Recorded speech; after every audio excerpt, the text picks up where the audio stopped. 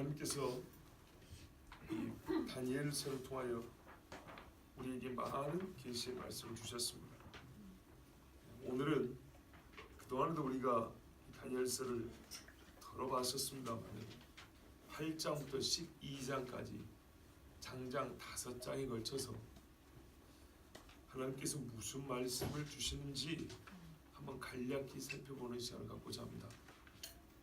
즉 말씀 한 구절 한 구절 풀어서 그 뜻을 깊이 보았던 전과 달리 전체를 한번 통으로 보는 겁니다.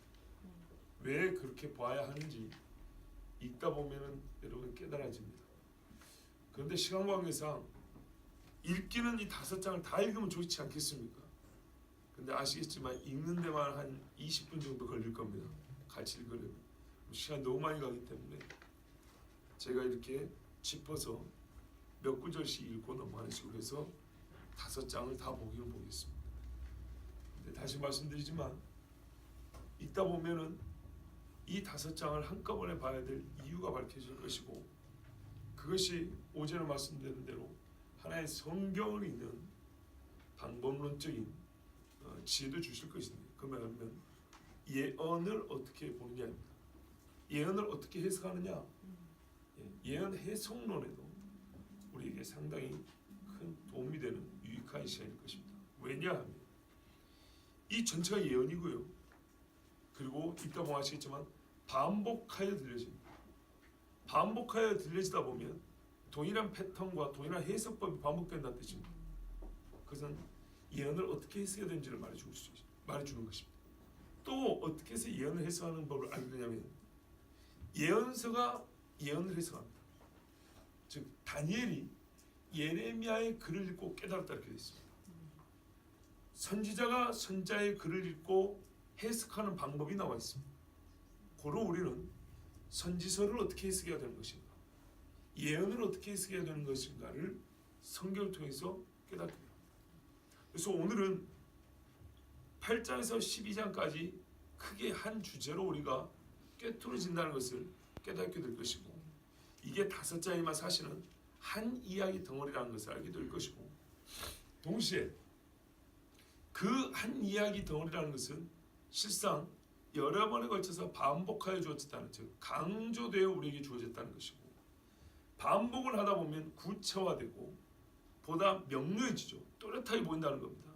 그렇게 예언이 풀어지는 것이고, 또한 예언 안에 예언이 있음으로 해서 예언자가 예언자의 글을 풀이하는 법을 통해서 우리가 성경을, 특히 예언을 어떻게 해석해야 되는지 해석 방법에 대해서 배우는 시간이 되겠습니다.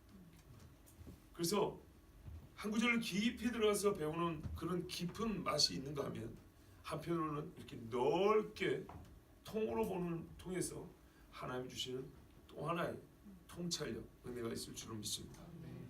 자, 다니엘서에 보면 왕들이 본 환상이 있고 그것을 다니엘이 풀어줍니다. 다니엘 본인이 본 환상이 있고 하나님이 그것을 가르쳐 주십니다.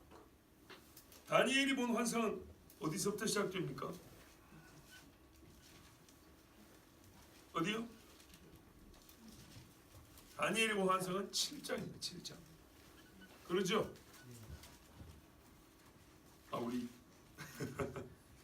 1장에는 뭐죠? 왕의 진미를 거부했죠. 2장에는 느부갓네살 꿈 풀었죠. 3장에 금신사 이야기 나오죠. 4장에서 느부갓네살 또 꿈꾸죠. 5장에서 벨사살의 그 메네메네 대길 오발신이요. 6장에서 사자굴 이야기죠. 다니엘이 사자굴에서 왕 숭배하지 않고 사자굴에서 살아남은 하나님께서 보여주신 이야기. 7장부터 다니엘이 환상 이야기 나옵니다. 그런데 7장의 환상은 뭐의 반복이냐면 2장에서 느부갓네살이 꾼 꿈을, 신상을 동물 형태로, 짐승의 모양으로 이렇게 하나님이 보여주신 겁니다. 똑같은 것을 반복해 주신 것 같지만 이렇게 다른 은유로 다른 상징물을 통해서 보여주면 그 실체를 또 다른 차원에서 보게 되죠. 맞습니까? 예. 하나의 구성물질을 보는 게 아니라 성질도 보게 되고요. 그 성질을 더 깊고 또렷하게 볼 수 있습니다. 짐승으로 나와 있습니다. 신상은 가만히 서 있잖아요. 재질이 다른 것이죠. 그렇죠? 그러나 짐승을 보면 짐승 자체가 활동력이 있어요. 우리 사람 인격하면 얘는 짐승격이 있어서 짐승의 본성에 따라 그 실체를 이해하기가 훨씬 유익합니다. 그런데 일단 7장을 보면 네 짐승 환상이죠. 바다에서 네 짐승이 나옵니다. 자, 그 중에 마지막 짐승이 정말 무섭다 그랬습니다. 이게 뭔지 알쏭달쏭합니다. 그런데 앞에 있는 짐승을 다 모아놓은 것입니다. 그렇죠? 자, 그런데 예적부터 항상 계신 이가 계셔서 결국에는 이 큰 짐승이 망해 없어집니다.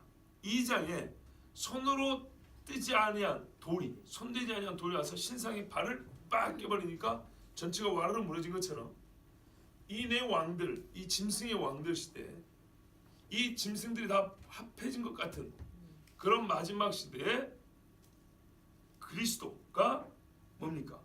하나님께로부터 권세를 받아서 이 짐승의 나라를 없애버리고 그리고 영원한 나라의 권세를 얻는다는, 하나님 나라를 얻는다는 그 이야기가 마치 요한계시록을 미리 본 것과 같이 그렇게 기록이 되어 있죠. 예, 좋습니다. 여기까지 보면 결말을 다 본 겁니다. 그런데요, 이 꿈을 언제 꾼 거냐? 이걸 언제 보냐면 벨사살 원년에 보았다 그랬습니다. 벨사살 원년. 그렇죠? 그런데 8장에 보면 환상이 또 하나 나타나는데 벨사살 3년입니다. 뭐 5장에는 벨사살이 죽는 이야기 나오죠. 그렇죠? 벽에 글씨 써가지고 그날 밤 죽잖아요. 그러면은 이 환상은 벨사살이 한참 다스릴 때 죽기 전에 시간적으로 더 앞서서 본 겁니다. 예레미야서 보면 그래요. 뒤로 갈수록 늦게 예언 환상 보고 늦게 계시를 받은 게 아니라 기록만 뒤에 있지 이거는 그 앞에 언제적 본 것인데 이건 언제적 들은 것인데 이렇게 기록된 것들이 있습니다. 자, 역사를 기록을 했다 치면 환상 부분만 뒤에 따로 모아놓은 겁니다. 그러니까 역사적으로는 벨사살이 죽었지만 환상은 그 앞에서 본 것이고 어떤 대주제 안에 일목요연하게 정리하기 위해서 7장 이후 8장, 특별히 8장부터 12장까지 이렇게 말씀을 기록하고 있는 것입니다. 자, 8장에 보면 벨사살 왕 제3년 그랬습니다. 약 BC 551년 정도 됩니다. 이때 다니엘이 환상을 봤는데 2절에 보면 몸은 엘람 지방 수산성이 있었다. 자, 지금은 바벨론입니다. 아직 페르시아가 아닙니다. 페르시아는 다리오나 고레스 때로 가야 되죠. 근데 이 수산성은 페르시아 동네입니다. 고로 몸도 수산성이 있다는 것이 이게 환상 속에서 자기 몸에 수산성이 있었고 그가 보는 장면은 을레강변을 배경으로 한 것이 아닌가라고 말하기도 합니다. 자, 이렇게 하나씩 따져가면 시간이 엄청나게 걸리기 때문에 신학자들의 웬만한 논쟁은 생략하고 넘어가 있습니다. 중요한 것은 그게 아닙니다. 오늘 보고자 하는 내용의 중요한 이건 아닙니다. 자, 벨사살 3년에 환상을 봤는데 을레강변에 내가 보는 어떤 장면이 그 강에서 나타나고 있어요. 강이 있으니까 강가가 있겠죠. 강가에 두 뿔 가진 순양이 있더라. 양은 뿔이 두 개 나죠.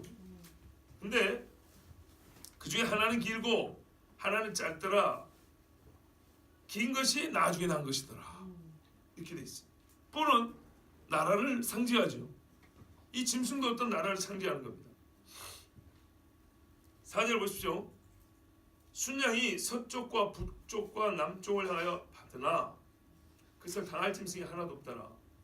이 나라가 진행되는 방향이고 힘입니다. 5절 계속 이제 들어갑니다. 그런데 한 순념소가 서쪽에서 오더라. 이 짐승이 보세요. 양이 서쪽으로 진격하는데 저 서쪽에서 순념소가 오는 거예요. 이 순념소는 땅에 닿지 않는데 엄청 빨라요. 염소의 두 눈 사이에 현자뿔 아주 큰 뿔이 하나 있다라고 했어요. 큰 뿔이 하나 있습니다. 이 두 뿔 가진 순양 앞에 순념소가 힘껏 달아는데 분노한 힘으로 달려갑니다. 성질을 내고 달려갑니다. 뭐 어떤 일이 벌어질까요? 그렇죠. 받아버리겠죠. 받아서 그 두 뿔을 꺾어버리고 순양을 밟아버립니다. 양이 집니다. 그러더니 염소가 아주 커갔는데 강성할 때 한참 전성기 때 뿌리 꺾여버려. 대신에 현저한 뿔렛이 하늘 사방을 향하여 났더라. 큰 게 꺾이고 양은 이겼는데 염소에 있던 뿔이 꺾이고 네 뿔이 나는 겁니다. 아주 기형적이죠. 그런데 그 중에 한 뿔 하나가 나와서 남쪽과 동쪽과 또 영화로운 땅하여 심히 커지더라 그랬어요. 자, 요게 무슨 이야기냐 하면 이제 9장이 나옵니다만은 미리 보여줄게요. 한번 그림 주실래요? 여기 셀레우코스라고 있죠? 프톨레마이오스, 저외 리시마코스, 카산드로스. 결국은 요 네 나라가 헬라 제국이 쪼개지고 이 네 나라로 분리됩니다.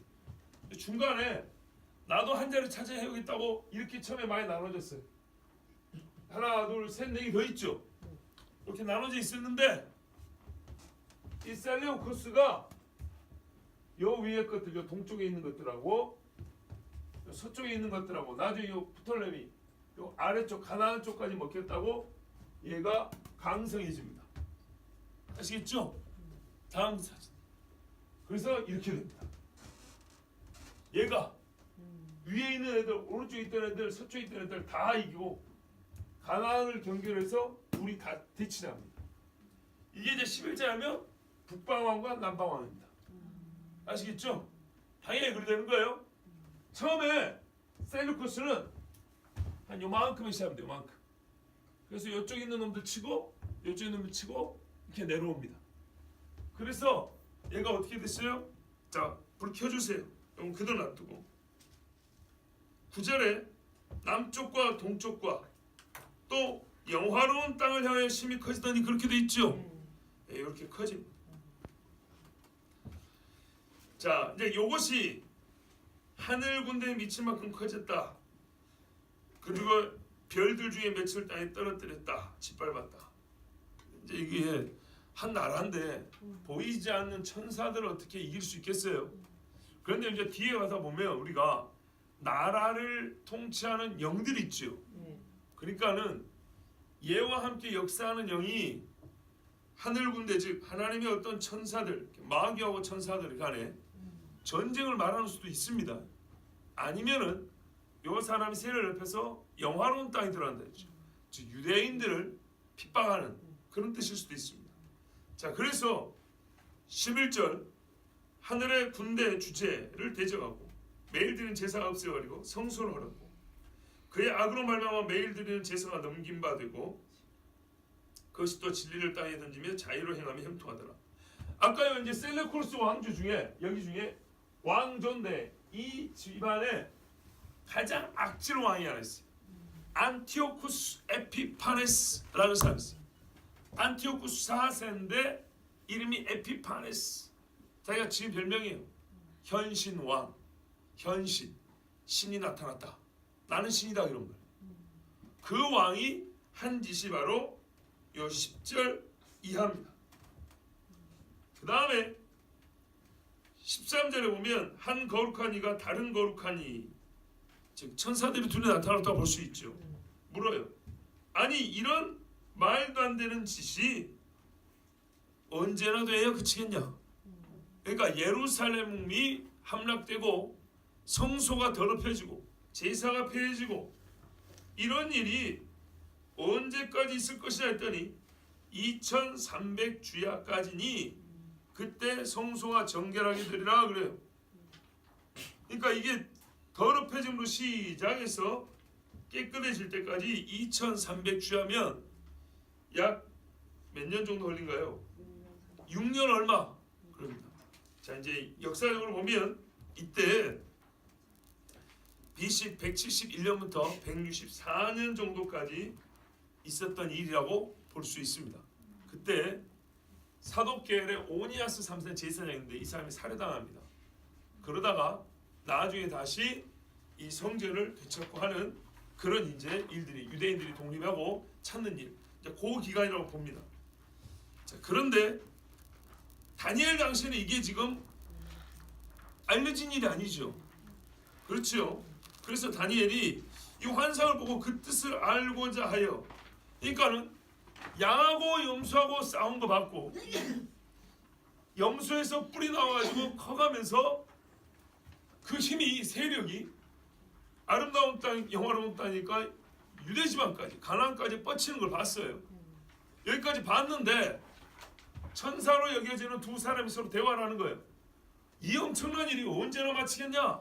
그랬더니 한 2300일 지나면 그때 되면 성소가 깨끗해진다. 이렇게 말했다는 거예요. 다니엘이 알 수가 없어가지고 뜻을 알고자 하는 마음을 갖고 있어요. 그때 15절 보세요. 사람 모양 같은 것. 그러니까 또 천사라고 볼 수 있죠. 앞에 딱 서서 사람의 목소리가 또 들리는데 가브리엘아 이 환상을 이 사람에게 깨닫게 하라. 아, 다니엘 앞에 선 사람 모양 같은 게 가브리엘이었고 음성이 들려오는데 가브리엘아 깨닫게 하라니까 내 앞에 선 가브리엘이 가르쳐주고 성경에서 천사 이름 처음 나온답니다. 마리아에게 수태고지했던 그 천사가 다니엘에게 말해줍니다. 17절 그 가브리엘이 옵니다. 오니까 얼마나 무섭더니 엎드렸죠. 천사 보면 무섭습니다. 그것도 보통 천사가 아니잖아요. 인자야 깨달아라 이 환상은 정한 때 끝에 관한 것이니라. 더 어렵네요. 끝이 납니다. 끝. 그러면서 너무 무서워서 18절 엎드려서 잠이 들어버렸어요. 두려운 거예요 이게. 그때 일으켜 세웁니다. 어루만지면서 풀어줍니다. 정신이 지금 아주 혼미할 때입니다. 진노하시는 때 심판 이야기죠. 이 환상은 정한 때 끝에 관한 것이라. 자, 이거 꼭 기억하세요. 지금 우리 환상은요 분명히 헬라 이야기입니다. 헬라 제국 이야기인데 페르시아와 헬라 이야기인데 천사는 대본에 처음부터 뭐라 그래요? 끝에 관한 일이라 그럽니다. 끝에 관한 일을 하면서 이제 구체적으로 풀어줍니다. 결론을 내놓은 다음에 풀어줍니다. 20절 보세요. 네가 본 두 뿔 가진 순양은 메대와 바사다. 뿔이 두 개, 그렇죠? 근데 바사가 약했으나 나중에 더 커집니다. 별자리에서도 이 바사는 양으로 표현합니다. 털이 많은 순념소는 헬라다. 실제로 헬라는 별자리에서도 순념소를 표현합니다. 그 뿔은 첫째 왕이다. 알렉산더 대왕이라고 알죠? 알렉산더. 자, 알렉산더 죽고 네 나라가 일어나는데 처음만 못한다. 왜 쪼개버렸습니까? 힘이 약한 거예요. 23절 보세요. 이 네 나라 마지막 때에 문제는 이겁니다. 이 네 나라 마지막 때에 반역자들이 가득할 쯤에 한 왕이 일어나려니 그 얼굴은 뻔뻔하며 속임수에 능하며. 아까 그 뿔 4개 중에 우리가 바로 이렇게 왔다 갔다 좀 불편하긴 한데, 자 9절에 보시면 그 뿔에서 작은 뿔 하나 또 나오죠. 요 이야기입니다. 요 이야기. 그 중에 한 왕이 일하는데 얼굴이 아주 뻔뻔스럽고 속임수에 능하다 그랬어요. 여러분 가운데 보면 23절 보세요. 사나운 얼굴하고 숨겨진 글의 뜻을 깨닫는 한 왕이 일어나라 그랬죠. 그렇죠? 이 사람이 이제 사실 적그리스도인데 마지막 때 이야기니까. 그러니까 이 사람이 표현하자면 헬라의 옛 제국의 계보를 있는 왕인데 사나우며 숨겨진 글을 깨닫는다. 상당히 성경에 대한 지식이 있어서 때를 안다 이 말이죠. 악한 자이지만 자기의 때를 아는 거예요. 자기가 권세를 취할 때를. 요 사람인데 속임수로 자기의 권세를 취합니다. 자, 그런데 이제 23절부터는 조심해야 된다. 왜냐하면 마지막 때라고 돼 있죠. 그런데 아까 말했던 안티오쿠스 에피파네스라는 사람은 헬라 제국의 전반기에 속합니다. 전반기. 무슨 말이냐? 지금 환상은 헬라 제국의 전반기에 속한 아주 못된 왕이 이스라엘 예루살렘에 들어가서 성전을 더럽히고 제사를 펴는 그런 환상을 보여줬는데 그걸 해석하는 중에는 뭐라고 말하면 마지막 때라고 말하고 있어요. 마지막 때에 있을 일이고 마지막 때에 한 왕이 할 일이다. 그럼 어떻게 돼요? 벌써 요 사람은 마지막에 있을 왕의 그렇죠. 모형적인 인물이구나. 그런데 둘이 거의 같은 짓을 하는 거구나. 이래 갈 수 있죠. 근데 왜 헬라 이야기를 했어요?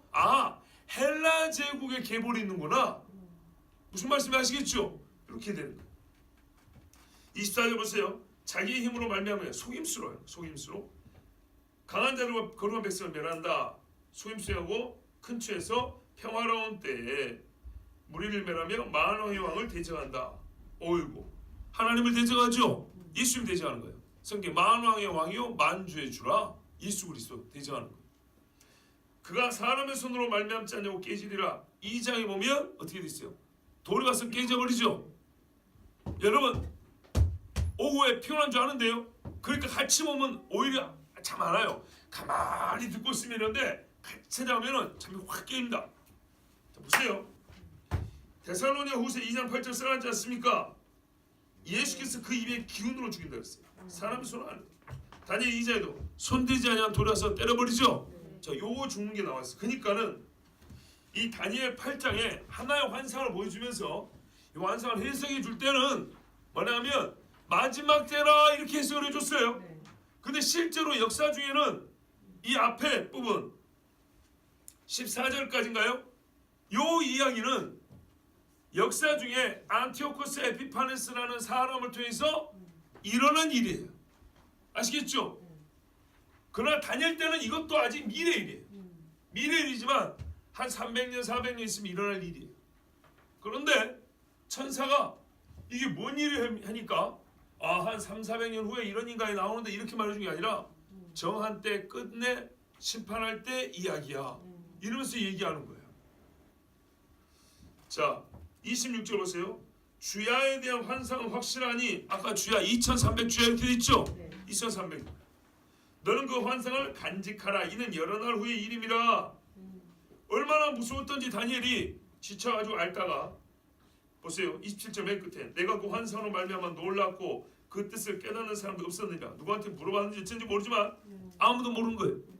근데 26절에 그 환상을 간직하는 말은 봉합하여 두라는 얘기입니다. 그래서 옆에 본문 보세요. 너는 그 환상을 닫아두라. 그 오른쪽에 조선어 성경에 비밀에 붙여두어라 이렇게 돼 있죠. 맨 오른쪽은 조선어 성경이다 보니까 맞춤법 우리하고 조금 다릅니다. 북한식 번역이에요. 자, 이 환상에 대한 해석이 1차적으로 끝날 정하신 날 심판. 자, 이거 확실하죠? 자, 이렇게 돼 있습니다. 그러면 여러분 여기서 이제 환상이 끝나냐? 그렇지 않습니다. 해석이 끝나냐? 또 그렇지 않습니다. 다니엘이 다 못 깨달아 그랬죠? 못 깨달았다 그랬죠? 자, 9장 보세요. 메대 족속 아하수에로의 아들 다리오가 갈대아 나라 왕으로 세움을 받던 첫 해. 이건 지지난주 말씀하고 좀 연구해야 됩니다. 메대 사람인데 다리오가 바벨론 갈대아 나라 왕으로 세움을 받던, 누가 임명해 준 거예요. 본인이 정보한 게 아니고 완전 최고 통치, 고레스가 최고 통치하고, 고레스가 다리오라는 메대 출신인데 이 사람을 어떻게 했다고요? 바벨론 지역을 정복했기 때문에 바벨론 지역, 전체 페르시아 메대 제국 안에서 바벨론 지역은 네가 다스려라 하고 임명을 했다는 얘기입니다. 그래서 고레스 시대 연대하고 다리오 연대는 같이 시작합니다. 아시겠죠? 훗날 페르시아에 다리오 왕이 또 나와요.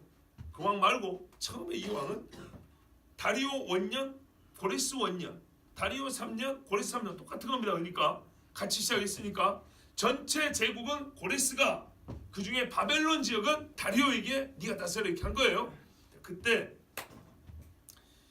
첫 해니까 약 539년이나 38년입니다. 그러면 다니엘이 이때 포로로 끌려온 지 몇 년이냐? 67년 돼요. 67년 됐고 나이가 14살 먹어서 왔다면 지금 80세가 넘습니다. 아시겠죠? 80세가 넘기 때문에 왜 어린애가 아니냐면 학문이 어느 정도 준비가 된 애들을 끌고 왔거든요. 지간 애들을 확인해보고 그런 애들을 끌고 와서 바벨론 학문을 더 가르쳤어요. 그러니까 10대 후반쯤에 끌려왔어. 10대 후반쯤에 끌려와서 67년 지났으면 나이가 몇 살일까요? 80 몇 살이에요. 그래서 돌아가라 할 때 못 가요. 너무 늙어서. 아시겠죠? 자, 그러면은 다니엘이 사자굴에 갇힌 게요 80대 노인이 갇힌 거예요. 어린애가 아니라고요. 야곱도 보따리 싸고 도망간 게 어린애 아니야 그랬죠? 그때 나이가 60입니다. 60. 자, 궁금하시면 성경을 자세히 읽어보세요. 쌍둥이 형이 40에 결혼했어요. 네. 자, 곧 그 통치 원년에 다니엘이 책을 봤어요. 여호와께서 말씀으로 선지자 예레미야에게 알려주신 그 연수를 깨달았나니 예루살렘의 황폐함이 70년 만에 그치리라. 할렐루야. 보세요. 다니엘이 예레미야의 연수를 계산할 때 문자대로 합니까? 상징으로 해석합니까? 문자대로. 이게 원칙이에요. 다니엘이 예레미야를 해석할 때 선지자가 선지자를 해석할 때 기본적 해석 방법이 원칙이 뭐냐면 문자 해석이에요. 70년이 다 되리라. 예루살렘의 황폐함이 70년이 다 되리라 그랬어요. 자, 예루살렘에서 포로가 1차 끌려온 게 BC 605년인데 본인이 그때 끌려왔어요. 그때 끌려왔고 지금 몇 년 지났어요? 67, 8년 됐어요. 뭔 말인지 아시겠죠? 이제 올해 아니면 내년에 고레스가 돌아가라 해가지고 1차 귀환자들이 출동을 해요. 70년이 된 거예요. 알겠습니까? 내 생에 그 70년이 다 찬 거예요. 이제 고레스가 페르시아를 다스리면서 모여봐. 내가 새로운 정책을 발표할 때인데 야 유대 땅으로 돌아가니까 이 사람들이 집계를 해갖고 준비해서 가는데 한 1년 걸렸다 했죠. 그러니까 자기가 포로 끌려온 지 거의 68년 좀 길으면 9년 70년 다 돼가지고 가게 생겼어요. 그 직전에 깨달은 거예요. 딱 그 해에 성경인데 아이고 다 됐네. 이걸 깨달은 거예요. 할렐루야죠. 너무 기뻤던 거예요. 그런데 말이죠. 성경은 그것만 있었던 게 아니에요. 이거는 예레미야 25장, 29장에 두 번 기록이 있어요. 70년 만에 돌아간다. 그런데 여러분 재밌는 게 있어요. 그 뒤에 우리가 잘 아는 예레미야 이제 새 언약이 있죠. 31장 같은데. 이 포로기가 끝나고 너희가 돌아가리라. 그리고 동시에 돌아간 너희들과 내가 새 언약을 맺으리라 이렇게 돼 있죠. 그 다음에 이어진 말씀이 뭐냐면 그러므로 너희는 내게 부르짖으라. 내가 크고 비밀한 일을 너희에게 알리리라. 그 말씀이 그 다음에 나와 있어요. 이게 중요한 거예요. 우리는 이 부분만 똑 떼어가지고 뭐 구할 거 있으면 막 이 부분만 꼭 부르짖으라 주의하잖아요. 잘못은 아닌데 맥락은 이렇게 나온 거예요. 예루살렘에 대한 예언이 주어지고 그때 하나님께서 새 언약을 너희에게 준다는 거예요. 이 엄청난 새 언약의 맺음과 관련한 일련의 사건을 너희가 들었으면 뭐하라고요? 부르짖어라. 이것이야말로 어떻게 해요? 크고 신비한 일인 거예요. 아멘. 크고 놀라운 일인 거예요. 이거를 너희가 깨달으면 이 약속의 실체를 깨달으면 부르짖으라 그랬어요. 아멘. 그래서 주신 말씀이에요. 그래서 다니엘이 기도한 거예요. 아시겠죠? 아무렇게나 기도한 게 아니라니까. 다니엘이 기도한 거 뭐냐면 이 뜻이 궁금한 거예요. 70년까지는 알겠는데 다니엘도 예레미야서의 깊은 거를 모르겠어. 그래서 하나님 앞에 솔로몬도 없잖아요. 예루살렘에 기도하면 내가 듣고 돌이킬 것이요 이 땅을 회복할 것이요 그랬죠. 그래서 기도했고 거기에 대하여 지금 작정기도가 나온 거는 이 말씀에 이 비밀을 가르쳐 줄 테니까 부르짖으라 해서 70년이라는 예언의 말씀을 이해하면서 더 깊은 걸 깨닫기 위해서 기도한 거예요. 아시겠습니까? 네. 그래서 4절 보세요. 여호와께 기도하여 간구하기 시작했어요. 배를 옷을 입고 금식하면서. 그래서 하나님 앞에 이제 먼저 회개합니다. 그 회개 내용이 밑줄 잘 그어놨죠. 그리고 회개도 8절부터 보면 제가 옆에 화살표로 7절, 4절, 6절, 5절 이렇게 놨죠. 거의 같은 말이 반복된 거예요. 하나님 앞에 연거푸 잘못했다고 낱낱이 고백을 합니다. 그럼 최종적으로는 나의 죄요, 우리 조상의 죄요, 즉 우리 민족의 죄요 이렇게 회개합니다. 여기서 배우는 거예요. 회개 어떻게 하는지.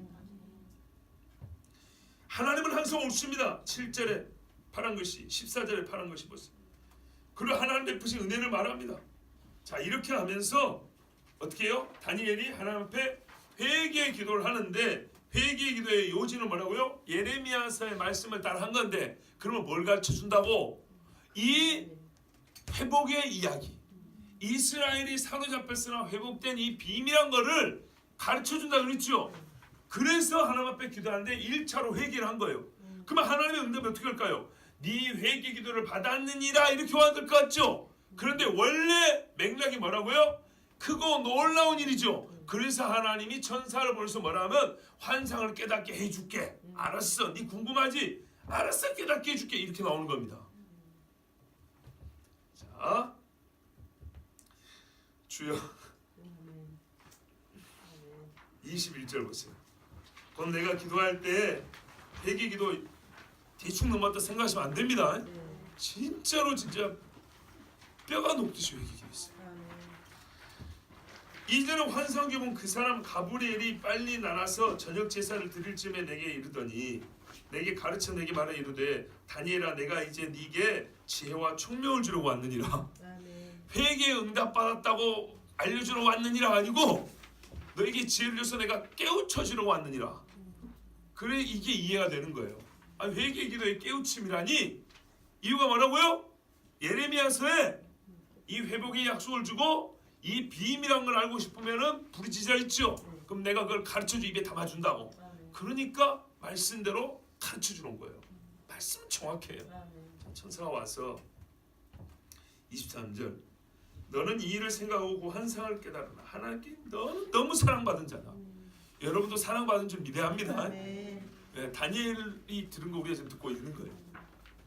네 백성과 네 거룩한 성을 위하여 이른 이래를 기한으로 정하였나니.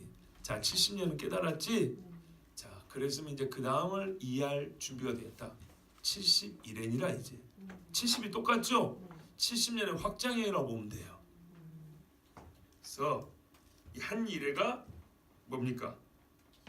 7년이죠. 이런 식으로 해서 총 490년인데 이것을 한마디로 정리를 해줍니다. 24절은 전체 정리입니다. 내 백성과 내 거룩한 성을 위하여 이른 이래를 기한으로 정하였나니. 자, 이른 이래라는 이 전체 안에 무슨 일이 일어나냐? 허물이 그치며 죄가 끝나며 죄악이 용서되며 영원한 의가 드러나며. 이거는 어느 단편적인 사건으로 해결되는 게 아니라 종국의 문제, 종국. 그렇죠? 왜요? 죄가 끝난다면서요. 영원한 의가 드러난다면서요. 아멘. 환상과 예언이 응한다면서요. 아멘. 환상과 예언의 중도 기착진을 말하는 게 아니에요. 총체적으로 완결을 얘기하는 거예요. 요한계시록 말씀한 것처럼 전부 다 응하는 때를 얘기해요. 지극히 거룩한 이가 기름 부음을 받으랴. 요거는 천년왕국 때까지 있을 이스라엘의 이 490년으로 정해진 그 시간표 전체를 요약한 거예요.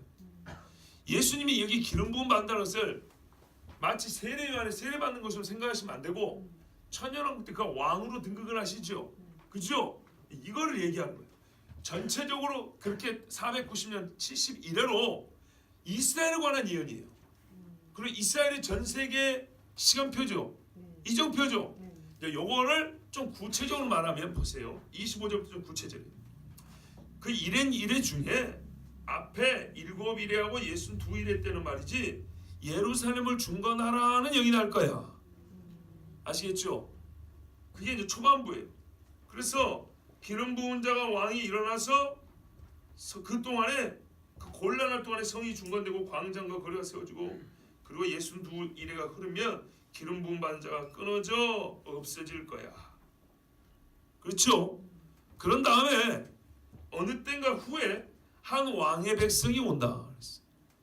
마지막 때입니다. 그가 성읍과 성소를 무너뜨리니 그의 마지막 홍수 휩쓸림 같을 것이다.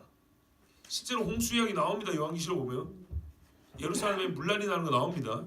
예, 지진하고 거기 막 물이 막 흐르고 나옵니다. 또 끝까지 전쟁이 있으니 황폐할 것이 작정되었느니라. 오, 갑자기 종말로 가죠. 그렇죠? 종말로. 이 황왕이 아까 그 말한 그 왕입니다. 그가 장차 많은 사람과 더불어 한 이래 동안의 언약을 굳게 맺고 7년 언약입니다. 그 이래의 절반에 제사와 예물을 금지할 것이며 아까 제사와 예물 아까 나왔는데 그쵸? 안티오코스 에피파네스 얘기했죠? 그 사람하고 똑같은 일을 언제 하냐 이것은 보세요. 마지막 한 일에 하는 거예요. 마지막 한 일에. 그러니까 아까 8절에서도 뭐라고 했어요? 이 왕들의 마지막 때에 마지막에 한 왕이 일하는데 이렇게 돼 있죠. 맞습니까? 잘 얘기했어요. 반복입니다. 지금 반복. 그가 이 제사와 예물을 금지할 것이고 또 포악하여 가장하신 날개를 의지하여 설 것이며 이미 정한 종말까지. 이게 바로 예수님이 마태복음 24절에서 인용한 거예요. 다니엘이 말한 바 멸망에 가장한 것이 서지 못할 곳에 선 것을 보거든. 요게 요 9장 27절이에요. 진노가 황폐하게 하는 자에게 쏟아지리라. 자, 이래서 그가 망하여 죽습니다. 저를 보세요. 중간 정리 한번 해드릴게요. 다시. 이게 왜 여러분 하나로 봐야 되냐면 지금 한 가지 환상을 가지고 계속 해석을 반복해 주는 중입니다. 환상이 되어 있지 않았어요. 우리가 8장부터 12장은 12장 빼더라도 8장부터 11장까지 갈 때 따로따로 보면 각기 다른 이야기 같이 보여요. 뭘 다른 걸 보고 해석해 준 것 같아요. 근데 그게 아니고 8장부터 11장까지는요. 환상을 한 번밖에 안 봤어요. 한 가지 환상을 가지고 지금 계속 반복해 주는 이야기예요. 그런데 환상의 내용은 뭐냐니까 페르시아하고 헬라 이야기예요. 페르시아하고 헬라 이야기고 그것도 초창기 이야기예요. 아시겠습니까? 제 말이 거짓말이죠. 뒤에 환상은 없어요. 8장의 환상 한 가지 갖고 지금 계속 얘기한다니까요. 다니엘서 환상이 많이 나오지 않아요. 기록이 되어 있는 다니엘이 본 환상은 2개예요. 2개. 7장은 전체를 그냥 통으로 요약해 준 것 같고 8장은 이스라엘과 관계해서 좀 구체적으로 보여주는데 그 구체적인 걸 보여주기 위해서 보여준 환상이라는 것이 미안하지만 이런 표현을 써서 정말 불리하지만 고작 양 한 마리 염소 한 마리였어요. 양 한 마리 염소 한 마리 갖고 지금 다니엘이 이해가 안 돼요.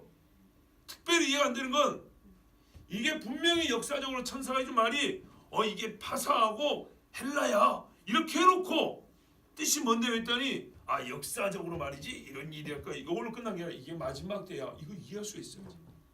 또 궁금해요. 또 궁금해 얘기하고 주님이 이스라엘과 관계돼. 이제 고레스가 돌아가라면 하잖아요. 이 와중에 분명히 이제 이스라엘과 관계해서 하나님께서 예레미야를 통해서 부르짖어 기도하면서 크고 놀라운 것을 채워준다 하니까 기도했더만 천사가 와서 또 가르쳐주는 내용이 뭐냐면 환상은 추가된 게 없고 그 환상을 다시 설명해 주는 거예요. 그걸 또 구체적으로 설명해 주는 거예요. 역사적으로는 얼마 있으면 일할 일인데 또 종말 이야기라는 거예요. 종말. 이해가 되겠어요? 안 되겠어요? 안 되죠. 그러니까 다니엘이 솔직히 말해서 완벽하게 이해를 못합니다. 끝까지 완벽하게 이해를 못합니다. 자, 그래서 2년이 더 지났어요. 다리오 왕하고 고레스는 같이 등극했다 그랬죠. 고레스는 대제국의 왕으로, 다리오는 그 중에 바벨론 지역의 왕으로. 아시겠죠? 그래서 고레스 3년이나 다리오 3년이나 매한가지 똑같습니다. 이제 2년이 지났어요. 2년 지났는데 하나님이 또 뭔가를 가르쳐 줬어요. 뭔가를 환상을 하나 보여줬는데 그 내용은 없어요. 뜻은 뭐냐면 큰 전쟁에 관한 것이라 이렇게 돼 있어요. 그렇죠? 예. 맨 오른쪽에 조선어 성경에 보면 큰 싸움이 있으라는 걸 깨달았어요. 이게 이제 추가되는 거예요. 환상은 하나인데 그 두 염소하고 양이 싸웠죠. 그것을 가지고 또 해준 말이 이제 하나 추가. 큰 싸움이 있을 거야. 마지막에 엄청난 큰 싸움이 있을 거야. 그래서 다니엘이 그걸 알았는데 싸움까지는 알았는데 이게 무슨 싸움이 어떻게 될지는 몰라서 3주간 작정을 하고 기도를 합니다. 가르쳐달라고. 먹지도 않아요. 금식하면 기도하니까. 그때 첫째 달 24일에 그러니까 첫째 달 거의 3일에 시작을 한 거죠. 그렇죠. 월삭기도부터 시작했다고 보시면 되는 겁니다. 그런데 히때에 맨 오른쪽에 4절 보세요. 티그리스 강이죠. 이 강가에 있었는데 눈을 보니까 한 사람이 세마포옷을 입고 허리에 우바스 순금띠 몸은 황옥 같고 얼굴은 번갯빛 같고 눈은 횃불 같고 그 팔과 발은 빛나는 놋과 같고 말소리는 물이 많은 소리와 같더라. 누굽니까? 예수님 이야기네. 그렇죠? 요한계시록 예수님 이야기죠. 예. 육체를 뭐 구약에도 육체를 뭐 하나님 말씀드렸어요. 있잖아요. 설교했어요. 나타났어요. 근데 이 환상은 천사 본 거하고 달라요. 다른 사람 못 봅니다. 마치 사도행전에서 사울 혼자 예수의 음성 들은 것 같죠? 그렇죠? 그런 거예요. 다른 사람들은 뭔지는 모르지만 신적인 힘이 느껴지니까 놀라서 도망가 버리고 환상 자체를 보면은 다니엘만 본 거예요. 다니엘만 그 형상을 봤어. 너무 무서워서 어떻게 또 8절 보세요. 아름다운 빛이 변화에 썩은 듯하고 힘이 다 빠져. 80 먹은 노인이 뭐 아름답겠어요만은 진짜 안 그래도 늙어갖고 있는데 힘이 없어서 죽은 사람처럼 되어버렸어요. 그렇게 무서웠던 거예요. 그때 어떻게 해요? 금성이 와서 금성을 듣때 이 육체 감당이 못하니까 잠들어 버렸어요. 이게 성경이 반복되는 거예요. 여러분과는 함부로 주님 보여주세요. 곤란합니다. 네. 자, 한 손이 있어 오르만졌습니다. 힘을 얻었어요. 피곤한 손과 연약한 무릎 위에 세운다더니 이렇게 세워졌어요. 그러면서 큰 은총을 받은 다니엘아, 내가 이러는 말을 깨닫고 일어서라. 내가 너에게 깨닫게 하려고 보내심을 받았다. 그러니까 떨면서 이 할아버지가 부들부들 떨면서 일어났어요. 여기서 한 가지 배우세요. 나이 80대 중반 된 사람이 깨달으면 뭐 할 거요? 이렇게 생각하면 안 돼요. 뭐 한참 20대가 돼서 환상을 보면은 앞으로 비전이 있다고 하지. 나이 먹은 사람이고 깨달으면 뭐 할 거고 그 환상 보면 뭐 할 거, 이런 식으로 생각하면 안 된다고. 다니엘아, 두려워하지 말라. 네가 깨달으려 하여 보세요. 끝까지 깨닫고 싶은 거야. 네 하나님 앞에 스스로 겸비하게 하기로 결심하던 첫날부터 네 말이 응답받았으면 내가 네 말로 말미암아 왔느니라. 그런데 오는데 바사 왕국의 군주, 이거 그러니까 영들의 이야기라고 했습니다. 요거는 또 하나의 주제죠. 마가 이 바사 페르시아를 지배하는 악한 영이 천사가 못 나오게 막아요. 그러니까 미가엘이 오죠. 근데 뭐라면 미가엘은 이스라엘의 군주라고 성경에 표현되어 있어요. 맨 마지막에 보면 너희를 도울 자는 너희 군주 미가엘뿐이라 이렇게 써있어요. 그러니까 이스라엘 민족을 돕는 군주는 그 영적인 어떤 말일까요? 대리 전쟁 수행자는 미가엘이 도와주니까 왔는데 뭐냐면 14절에 마지막 날 이야기다 자꾸 그래요. 안 그래도 우리 죽겠는데 또 마지막이래. 내 백성 이스라엘 이야기 또 이스라엘이 마지막에 당할 일을 깨닫게 하려 왔노라. 이건 오랜 후의 일이다 그랬어요. 그래서 말문이 막히고 너무 또 무서우니까 엎드려 있는데 인자와 같은 이 같은데 입술을 만지면서 뭐랄까요, 말을 하게 하니까 내가 얼마나 무서운가 근심이 더해서 힘이 없어졌습니다. 자기 이제 이 육체의 한계를 고백을 했죠. 자, 그때 계속하여 보면 사람의 모양 같은 거 하나가 또 강건하게 합니다. 하나님 우리의 계시를 때 지식만 주는 게 아니라 몸도 강건해지죠. 그래서 계속 이 계시를 들을 수 있는 육체 상태로 힘을 주면서 들려줍니다. 성경 말씀 맞아요. 네 영혼이 잘 되면 범사가 되면 몸이 강건해진다 그랬어요. 들을 수 있는 체력을 주세요. 자, 그러면서 이제 말을 하는데 20절에 자, 19절에 끝에 보세요. 주께서 나를 강건하게 하셨사오니 말씀하옵소서. 보세요. 육이 약하면 못 들어요. 그래서 하나님께서 힘도 주면서 이제 강건하게 하는 거예요. 자, 그러니까 이제 들을 체력이 좀 됐습니다. 말씀해 주십시오. 10장 전체가 여러분 계시들을 준비로 끝났어요. 보세요. 아직 해석 안 나왔죠? 해석이 좀 왔느니라. 그런데 10장이 끝나버렸어요. 다니엘이 왜요? 못 들으니까. 너무 힘들어서 못 들으니까 계시를 해석해줄 준비하는데 한 장이 필요했고요.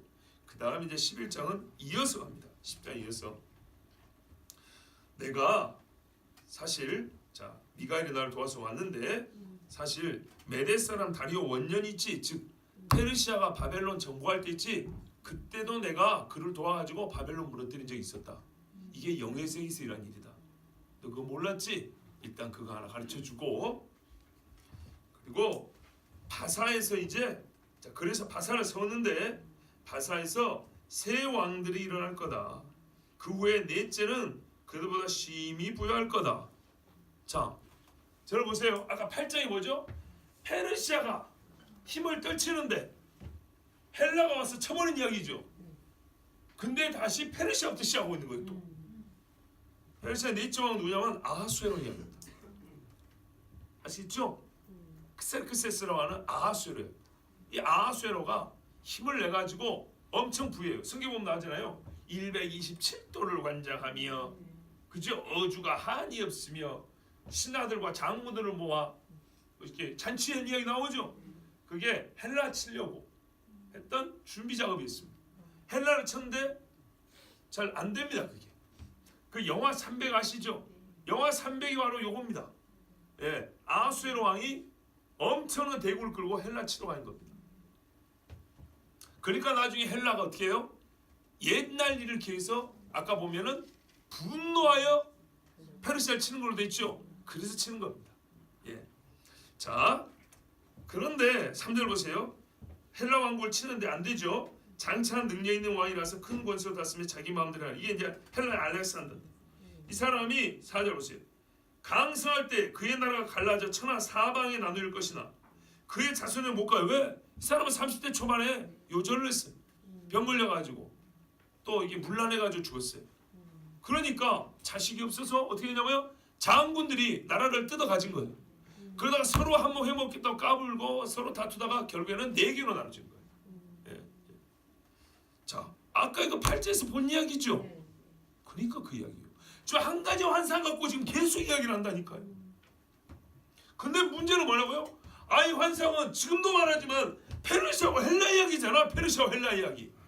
페르시아와 헬라 이야기를 계속하면서 해석의 결론을 말해요. 이건 이스라엘에 관한 이야기야. 이스라엘의 마지막에 관한 이야기야. 꼭 그런단 말이에요. 그렇죠? 그러면 이스라엘 이야기가 될 텐데 이스라엘이라는 말은 나오지 않고 페르시아와 헬라, 페르시아와 헬라, 페르시아 하면서 그 내용이 뭔데? 아, 이스라엘의 끝에 관한 이야기야. 해석 좀 있어요. 아, 페르시아가 있었는데 헬라가 있었는데 왕들이 어떻게 이해를 합니까? 차라리 이스라엘의 나중에 무슨 지도자 일어날 것이며 이스라엘의 어떤 제사이 뭐 이러면 이해가 될 텐데 꼭 다니엘도 이제 페르시아 왕 돼갖고 1년 2년 살아봤는데 뭘 안다고? 페르시아 그 다음에 있을 헬라, 페르시아 헬라 이러니까 어려운 거예요. 그런데 이게 뭐라고요? 우리가 이래서 그래서 확신을 해야 되는 게 뭐냐면 이스라엘의 마지막 때에 과거에 페르시아와 헬라의 전쟁과 같은 전쟁, 그리고 최종적으로 헬라가 페르시아를 이기죠. 그리고 그 헬라가 쪼개지죠. 쪼개진 다음에 그 헬라의 한 뿌리인 나라, 아까 말했던 셀루쿠스 왕조의 안티오쿠스 에피파네스라는 사람이 예루살렘을 유린하는 이야기가 있어요. 무슨 말일까? 왜 이야기를 반복하냐고요? 그러면서 왜 이스라엘의 마지막 때 이야기를 하냐고요? 꼭 그런 놈이 나온다는 거죠. 그런 놈이 나오는데 뭐 어디서 나온다는 얘기예요? 예, 말하자면 헬라 제국 계보에서 나온다는 얘기입니다. 헬라 계보에서. 자, 보세요. 자, 4절 아까 8절에서 본 대로입니다. 자식이 아닌 장군들에게 뽑혀서 다른 사람들에게 나라가 나뉘어갑니다. 5절 보면 그 중에 남방의 왕들, 아까 처음에 여러 개로 쪼개져 있었죠. 남방의 왕들은 강합니다. 남쪽 애들이 좀 강한데 그 군주들 중에 하나가, 이 사람이 누구냐면 셀루쿠스 1세 니카토르라는 사람입니다. 이 사람이 저를 보세요. 얘 프톨레미 있죠? 얘가 원래 강해요. 얘가 원래 강한데 이 양반이 얘 장군이에요. 원래 수하에 있었어요. 수하에. 원래는 여기 없어졌는데 앞에 보면 이게 안티고노스라고 써요. 안티고노스. 셀루쿠스. 안티고노스 밑에 있다가 얘를 피신을 왔다가 둘이 합작을 해갖고 안티고노스를 칩니다. 친 다음에 내가 이겼으니까 내가 그거 먹겠어 하고 이 사람이 그 지역을 지가 차지해버립니다. 그러면서 세력을 점점 넓혀나갑니다. 그래서 이 넷 중에 제일 큰 나라를 차지하게 됩니다. 이 사람이에요. 자, 보세요. 5절. 그 군주들 하나, 이거 하나씩 설명하면 정말 어려운데 재밌기도 하고 어려운데요. 그냥 말로 그냥 귀로 한번 듣기만 하십시오. 이 군주들 중에 하나는 셀루쿠스 1세 니카토르, 이 왕조를 세운 초창기 사람, 요 사람인데 안티고노스에 있었죠. 예. 자, 요거 보지 마시고 이제 말을 들으세요. 자, 그런데 요 사람이 아까 남방 프톨레이보다 강하여 권세를 떨치리니 그의 권세가 심히 클 것이요. 셀루쿠스가 훨씬 커졌죠. 예. 프톨레미 밑에 있다 나왔는데 훨씬 커졌어요. 6절 보세요. 몇 해 후에 그들이 서로 단합하리니 서로 이제 두 번째 그림 보시면 요 둘이 서로 동맹이라고 화친하자고요. 왜냐하면 이 부분 때문에 요 부분 가나안 지역 세속적으로 팔레스타인 때문에 그래요. 원래 팔레스타인은 프톨레미가 점령하고 있었어요. 그런데요 얘가 여기를 먹고 싶은 거예요. 왜요? 항상 그러죠. 이 팔레스타인 가나안 땅은 세 대륙의 중심지라서 세상의 중심이라고 부르는 거예요. 여기를 먹어야 이 아프리카도 내려갈 수 있는 거예요. 지중해도 차지할 수 있는 거예요. 무슨 말인지 아시겠죠? 그래서 이제 둘이 싸움이 시작돼요. 근데 처음에는 서로 이제 조금 이렇게 경계를 합니다. 6절에 먼저 남방왕이 프톨레미 2세 필라델푸스라는 사람인데 이 사람이 딸 베레니케를 북방왕에게 줍니다. 셀류쿠스 1세가 셀류쿠스 왕조를 세웠죠. 근데 이름이 셀류쿠스 안티오쿠스 셀류쿠스 안티오쿠스 자식이 이렇게 왔다 갔다 합니다. 이름이 돌아가는데 2세대 후에 안티오쿠스 2세 데오스라는 사람이 있는데 이 데오스라는 사람한테 딸을 시집 보냅니다. 시집 보내고 화친을 하자 했는데 잘 안 돼요. 이 공주가 가서 영향을 잘 못 미칩니다. 영향을 잘 못 미쳐가지고 나중에 그 자기 남편 그리고 그 자기 아버지 뭐 전부 다 서로 잘 일이 안 됩니다. 그게 6절 이야기고요. 7절에 이 공주가 원래는 프톨레미 왕조에서 왔죠. 이 프톨레미 왕조에서 형제라고 볼 수 있는 프톨레미 3세 에우엘 게테스라는 사람이 이제 전쟁을 시작을 합니다. 이 사람이 힘이 세가지고요 북방을 치는데 이때 북방도 왕 이름이 바뀌어가지고 시간이 좀 지났으니까 셀류쿠스 칼리니쿠스라는 사람으로 바뀝니다. 자 이제 요런 이야기예요. 하나하나 이야기하면 정신이 없어요. 남의 나라 이야기고 이름이 복잡하니까. 하여튼 무슨 말이냐면 한 이제 11째 보면 5번 정도 반복이 나옵니다. 치고 얘기 나오는데 주로 북쪽인 밑에를 칩니다. 주로 북쪽인 밑에 남쪽을 치러 오는데 이길 때도 있고 질 때도 있고 이렇게 됩니다. 근데 완전히 정복을 못합니다. 이 이야기가 계속 반복이 됩니다. 야 이거 진짜 재밌는데 넘어가겠습니다. 재밌어요. 예. 사실은 자세히 보면 진짜 재밌는데 요거를 다 설명하기는 너무 시간이 많이 걸리니까 넘어가겠습니다. 이제 이 중에 16절을 보세요. 북방왕이 치러 와가지고 영화로운 땅에 선다 그랬죠. 그의 손에는 멸망이 있으리라. 그 사람의 손으로 인하여 이 영화로운 땅에 멸망이 임한다는 거예요. 큰 화가 임한다는 거예요. 자, 무슨 말이냐면 그 사람이 결국에는 이 팔레스타인을 점령하게 됩니다. 싸우고 하다가 나중에는 어디한테 갈래요? 이 셀류쿠스 왕조한테 가나안 땅을 프톨레미가 뺏깁니다. 근데 야는 상당히 유화한 저측을 써가지고 옛날에 보시죠. 72년 성경도 번역하고 여기 유대인들의 타운도 있고 그랬죠. 근데 이쪽은 달라요. 그 전까지는 좋았는데 로마에 이제 압력을 받아요. 얘들 한참 싸우는 중에 로마가 커요. 로마가 크니까 이쪽이 보세요. 이쪽 유럽이 가깝죠. 로마한테 압력을 받아가지고 1년에 1000달란트씩인가 금 이렇게 조공을 바쳐야 돼. 그러니까 이제 세금을 많이 걷어야 돼. 유대인들 많이 혜택을 줬다가 특권을 줬다가 안 돼 이제 내라. 성전 있는 것도 뺏어가고 성전에서 성전세 내는 거 이런 것도 있죠. 하여튼 이래가지고 성전을 통하여 많은 재물을 뺏어갔어요. 그러니까 유대인들이 좋을까 할까 안 좋아할까요? 안 좋아하죠. 점점 유대인들의 사이가 나빠집니다. 자 이렇게 돼가지고 나중에는 최종적으로는 이제 유대인들을 핍박을 하는데요. 자 19절 보세요. 그가 드디어 얼굴을 돌려 자기 땅 산성도로 향할 것이나 거쳐 넘어지고 다시는 보이지 아니하리라 그랬어요. 로마 장군한테 전쟁에서 패하고 이래가지고 이 셀류쿠스의 한 왕이 나중에는 죽습니다. 암살을 당합니다.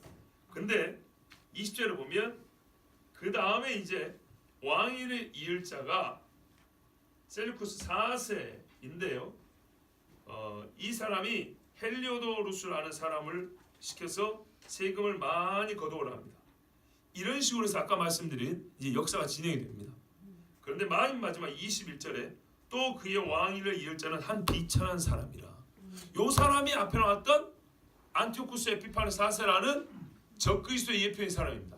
아까 그 현장 한 뿔 있죠? 네 뿔 중에 한 뿔이 나오고 있죠? 앞에서 계속 마지막에 끝에 나왔던 그 마지막 한 사람, 그 사람이 여기서 또 나옵니다. 한 비천한 사람이 나타나는데 그가 평안한 때를 타서 속임수로 그 나라를 얻을 것이며, 이 사람은 어떻게 되냐면요, 저를 보세요. 셀루쿠스 왕조의 왕의 동생인데 저기 로마 쪽인가 어디 가 있었어요. 유럽 쪽에 가 있었어요. 그런데 형이 죽고 조카가 조그만한데 왕이 된 거예요. 그러니까 자기가 내가 조카를 도와서 나라를 다스리는 데 도움을 주겠어. 내가 후견인을 할게. 이리 와가지고 속여서 정권을 잡아버렸어요. 그 이야기입니다. 그 사람이 안티오쿠스 에피파네스 4세라는 사람입니다. 그러니까는 본래는 본인이 왕이 될 사람이 제목이 아닌데 교묘하게 평화 속임수 이렇게 됩니다. 21절 자, 그래서 이제 이 사람이 평안한 때를 기회로 삼아서 많은 사람들을 약탈하고 핍박하고 죽이고 군대를 일으켜서 전쟁하고 이렇게 합니다. 자, 넘어가겠습니다. 8쪽입니다. 그런데 어떻게 됩니까? 남방을 계속 치러 갑니다. 치러 가는데 항상 성공은 못해요. 군대를 아무리 많이 동원해도. 왜 그런다 그럽니까? 27절에 때가 아직 이르지 아니하므로 이렇게 돼 있죠. 그래서 이게 잘 안 돼요. 그래서 이제 계속 시도를 하다가 한 번은 30절에 보세요. 기띔의 배들이 이르러 그를 칠 것이라. 아이고, 남쪽을 치러 왔는데 기띔은 키프로스 지중해에 있는 큰 섬이죠. 이 섬에서 해군이 쳐들어온 거예요. 로마군이 온 거예요. 그러니까 프톨레미를 완전히 정복을 못하고 로마군 때문에 다 이겨놓은 전쟁 끝을 못 맺고 다시 돌아갑니다. 돌아가는데 성질이 얼마나 났는지 몰라요. 그때 유대인들이 또 약간 반항기가 있었어. 그러니까 어떻게 해요? 이 사람들을 아예 그냥 학살할 작전하고 예루살렘으로 군대를 돌려가지고 성소를 더럽히고 돼지피 뿌리고 할례 하는 거 다 없애버리려 하고 유대인들 목쳐 죽이고 자기 그 신상 같은 거 독수리상 이런 거 성전에 세워놓고 이렇게 한 겁니다. 요 이야기가 이제 30절 이하입니다. 그가 낙심하고 돌아가면서 맺은 거룩한 언약에 분노하였고 자기 땅에 돌아가서는 맺은 거룩한 언약을 배반하는 자들을 살필 것이며 군대는 그의 편에 서서 성소 곧 견고한 곳을 더럽히며 매일 드린 제사를 폐하며 멸망이 하는 가정에서 세울 것이며 이거 또 나오네. 지금 똑같은 얘기 또 나오죠. 그가 또 언약을 배반하고 악행하는 자를 속임수로 타락시킬 것이나 오직 자기의 하나님을 아는 백성은 강하게 용멸할 것이라. 이 부분 때문에 요 사람이 지금 하는 짓이 이스라엘에 대해 하는 짓이란 걸 알 수가 있는 거예요. 자기의 하나님은 이스라엘 얘기죠. 성소도 이방 신전 성소가 아니고 예루살렘 성소를 얘기하는 거예요. 33절 이럴 때 백성 중에 지혜로운 자들이 많은 사람을 가르치거든. 저 인간을 따르면 안 된다고. 우리는 저 인간을 따라서 하나님을 배신하면 안 된다고 가르칠 것이지만 많은 사람이 그때 어떻게 해요? 불꽃, 사로잡힘, 약탈, 칼날 이렇게 죽임을 당해요. 이게 야곱의 환난 때입니다. 그때 조금 도움을 얻을 것이지만 많은 사람이 어떻게 해요? 속임수로 그들과 결합합니다. 이 사람은 처음부터 속임수예요. 처음에 속임수로 수가 적은데 권력을 잡게 됐어요. 그리고 세를 얻었어요. 그리고 보세요. 자기 하나님이라 부르는 이스라엘과도 속임수로 언약을 맺었다가 그죠? 거룩한 언약에 분노한다 그랬죠. 내가 미쳤지 이런 놈들하고 무슨 약속을 맺어? 지금부터 파기 이렇게 했다는 거예요. 이렇게 해가지고 어떻게 해요?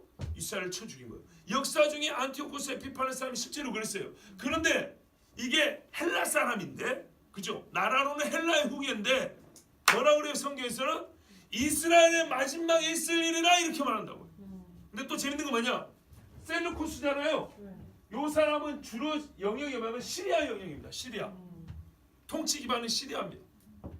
그리고 이사야 보면 뭐냐면 아수르 사람이 이렇게 말합니다. 그러니까 제가 짐작하는 게 이거예요. 이 사람은 정치적으로 볼 때는 헬라 계보인데 혈통으로는 이 시리아 쪽 아수르 사람이라 하지 않을까. 실제로 아수르 지역이란 말이죠. 지역으로는 아수르. 근데 뭐라 그러냐면 또 어떻게 해야 이 예루살렘의 이스라엘 사람과 거룩한 언약을 맺을 수 있을까요? 그리스도처럼 인정할 수 있을까요? 그리스도는 무조건 다윗의 혈통이어야 돼요. 그렇죠?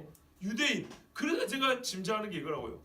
정치적, 혈통적, 지역적 이걸 종합해 봤을 때 혈통으로는 분명히 유대계 혈통이 조금이라도 섞여 있어야 될 것이다.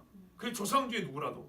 그리고 실제적으로 그 사람의 민족적 기반은 시리아, 아수르 계열이고 정치적으로는 헬라의 계보를 잇는. 그러니까는요, 이 다방면에 있어서 세계를 통치할 만한. 근데 기본은 그렇게 훌륭한 인물은 아니에요. 근데 평화로운 때라는 이런 조건에 속임수에 능한 자고 뭔가 남들보다 이 뭔가 계량에 능한 자. 말씀에 대해서도 성경에 대해서 좀 알아. 그래서 이런 지식으로 말미암아 세상을 집어삼킬 그 사람. 근데 역사 중에 실제로 세르쿠스 왕조의 안티오쿠스 에피파네스 4세라는 사람이 실제로 그랬던 거예요. 종말에는요. 꼭 이와 같은 사람이 나타난다는 거예요. 그러니까 이스라엘의 마지막 때라고 예언의 해석을 환상을 해석을 해주지만 환상의 내용 자체는 안티오쿠스 에피파네스와 혹 그 앞뒤 이야기들란 말이죠. 이해되시죠? 곧 여기서 예언은 이중적 내지는 다중적 성취 구조를 가지고 있다는 것도 배울 수 있습니다. 그리고 보세요. 이스라엘 이야기를 하지만 환상의 내용은 페르시아와 헬라입니다. 페르시아, 헬라. 즉 이스라엘에 관한 이야기가 이스라엘에 일어난 일이 이스라엘 자체 혹은 내부적인 어떤 사건으로 말미암아만 이스라엘의 역사 운행 또는 하나님의 섭리가 이게 진행되는 것이 아니고 하나님이 세계를 다스리기 때문에 이스라엘을 둘러싼 보다 강력한 세상 제국 내지는 왕들에 의해서 이스라엘의 역사 하나님의 마지막 때 시간표가 움직여 나간다. 진행이 된다. 이렇게 볼 수 있는 겁니다. 자 보세요. 이제 35절에 또 그들 중 지혜로운 자 몇 사람이 몰락하여 무리 중에서 연단을 받아 정결하게 되며 희게 되어 마지막 때까지 이르게 하니 이는 아직 정한 기한이 남았습니다. 이게 이제 35절이 역사 중에 안티오쿠스 에피파네스 4세와 마지막 때의 적그리스도를 연결하는 가교 역할을 하는 겁니다. 특히 이제 36절에 보면 이 안티오쿠스 에피파네스에서부터 바로 마지막 때의 적그리스도로 넘어와 버립니다. 실제로 이 사람이 적그리스도의 예표이기 때문에 그 왕은 안티오쿠스 말한 것 같죠? 그런데 이제 36절 이하부터는 그 왕 이야기로만 보기에는 좀 지나친 내용들이 나옵니다. 정확히 안 맞습니다. 추가 내용이 있는 겁니다. 역사 중에 안티오쿠스 에피파네스 이미 죽었습니다. 이미 죽었는데 그 사람에 관한 이야기인 줄 알았어요. 왜? 그 왕이라고 그러고 있으니까. 그런데 안 맞습니다. 그를 지목하여 말하지만 그의 마지막을 설명하는 것 이상의 내용이 기록이 되어 있습니다. 그래서 곧 우리는 어떻게 한다고요? 아하, 마지막 때 있을 적그리스도구나. 안티오쿠스 에피파네스와 똑같은 그런 짓을 하는 영적인 인물이구나. 그런데 우리가 추가로 알게 되는 것이 있는데 이것으로 말미암아 이 사람이 적그리스도인지 확실하게 되는구나. 이렇게 할 수 있습니다. 36절에 그 왕은 자기 마음대로 행하며 스스로 높여 모든 신보다 크다 하며 비상한 말로 신들의 신을 대적하며 형통하기를 분노하심이 그칠 때까지. 이 부분입니다. 35절의 마지막 때와 36절의 분노하심이 그칠 때까지 하리니 이는 그 작정된 일을 반드시 이룰 것임이라. 자 이래서 이제 마지막 때로 넘어가는데 이 사람이 무슨 짓을 하냐면 37절에 모든 것보다 스스로 크다 하고 그의 조상들의 신들과 여자들이 흠모하는 것을 돌아보지 않으며 어떤 신도 돌아보지 않냐고. 이게 그 조상들의 신들을 히브리어 말하는 엘로힘 돼 있어요. 하나님이 하나님. 근데 일반 신을 가리킬 때도 엘로힘이라 써요. 그러니까 일반 신들을 말하는 건지 하나님을 가리키는지 명확하지 않아요. 근데 하나님이라고 번역할 경우에는 이 사람은 유대계라는 것이 분명한 겁니다. 또 여자들이 흠모하는 것은 여신 숭배입니다. 우리가 그 예레미야서에 보면 유대인들이 말이죠. 뭐가 나면 담무스를 위하여 애곡하다 이렇게 있죠. 여신과 죽은 남신의 재생인데 유대인들이 갖고 있었던 좀 오래된 우상 숭배. 유대인들의 정통 신앙과 유대인들이 갖고 있었던 오래된 우상 숭배, 즉 유대인들이 갖고 있었던 못된 신들을 아예 거들떠버리고 새로운 종류의 신을 숭배하는 겁니다. 그 대신에 강한 신, 이게 이제 번역 해석하는 사람은 로마 신이라고 말하는데요. 강한 신을 공개할 것이요, 그의 조상들이 알지 못하던 신에게 금은 보석과 보물도 공개할 것이며, 그리고 이방 신을 힘입어 그의 견고한 상승들을 점령할 것이요. 이방신, 이방들끼리는 서로 이방이라는 말 잘 안 쓰죠. 무릇 그를 안다는 자에는 영광을 더하여 여러 백성 다스리기도 하며 그의 손 뇌물을 받고 땅을 나눠주기도 하리라. 이런 짓을 합니다. 마지막 때 한 번 전쟁이 되었어요. 남방 왕이 그와 힘을 겨룰 것이나 이 북방 왕, 이 마지막 왕이 병과 마병과 많은 배로 회오리 바람처럼 이제 해군까지 동원해서 그에게로 마주와서 그 여러 나라에 침공하여 물이 넘치는 같이 지날 것이요. 강력해요. 막 쓸고 다녀버립니다.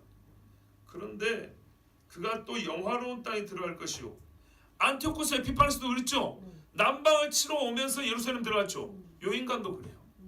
영화로운 땅에 들어갈 것이요, 많은 나라를 패망하게 할 것이나 오직 에돔, 모압, 암몬 자손의 지도자들입니다. 다 가진 지도자들 그룹만 그 손에서 벗어나리라. 이렇게 되어 있어요. 이걸 이름하여 피난처라고 부르는 분들이 있는 거예요. 그가 여러 나라들의 그의 손을 펴리니 애굽 땅도 멸하지 못할 것이니 그가 권세로 애굽의 금은과 모든 보물을 차지할 것이요, 리비아 사람과 구스 사람이 그의 시종이 되리라. 그러나 이렇게 한참 세를 떨칠 때 동북에서부터, 지금 남쪽에 내려와 있는데 동북에서부터 소문이 이르러 그를 번민하게 하므로 그가 분노하여 나가서 많은 무리를 다 죽이며 멸망시키고자 할 거예요. 시키고자 하지 시키지는 못해요. 그가 장막 궁전을 바다와 영화롭고 거룩한 산 사이, 거룩한 산은 어디입니까? 그렇죠. 바다는 지중해입니다. 지중해와 예루살렘 사이에 자기의 궁을 세워요. 자기의 거처를 멋지게 세울 것이지만 그의 종말이 이르리니 도와줄 자가 없으리라. 근데 여러분 정확히는 모르지만 요한계시를 보면은 아마겟돈이죠. 하르무기돈, 아마겟돈 언덕에서 일어나는 전쟁입니다. 아마겟돈이 어디 있습니까? 이 시대에서는 좀 그렇지만 이게 예루살렘에 하면 예루살렘과 지중해에서는 이 정도 있습니다. 이 정도. 여기가 무기또입니다. 여기가 교통의 요지입니다. 남쪽에서 올라오는 도로하고 북쪽에서 내려오는 도로가 만나는 데입니다. 무기또. 그러니까요. 이 사람은 어떻게 해요?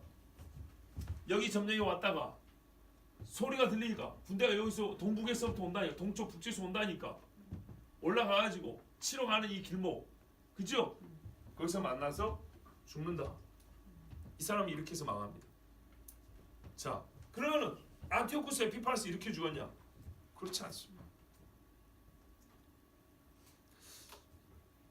자, 아직 해석이 안 끝났습니다. 12장으로 계속 이어집니다. 그때 이 마지막에 아까 말했어요. 처음에도 내가 또 싸울 것인데 우리를 싸움을 도와줄 사람은 너희 군주 미가엘밖에 없다 그랬죠. 이스라엘을 지키는 미가엘입니다. 그때 내 민족을 호위하는 큰 군주 미가엘 보십시오. 이스라엘을 위하여 하나님이 세운 영적인 그 강한 군대 대장이 미가엘이에요. 미가엘이 일어날 것이요, 또 환란이 있으리. 이는 개국 이래로 그때까지 없던 환란일 것이며 그때 내 백성 중 책에 기록된 모든 자가 구원을 받을 것이라. 마지막 중에 마지막이죠. 마지막 전쟁. 성경에 그렇게 스가랴에서 말하고 이사야에서도 말하고, 그죠? 여러 성에서 반복한 예수님이 야곱의 환란을 때고 마태복음 24장에 말씀하고 했던 그 마지막 때 이야기입니다. 요한계시록 말씀. 예?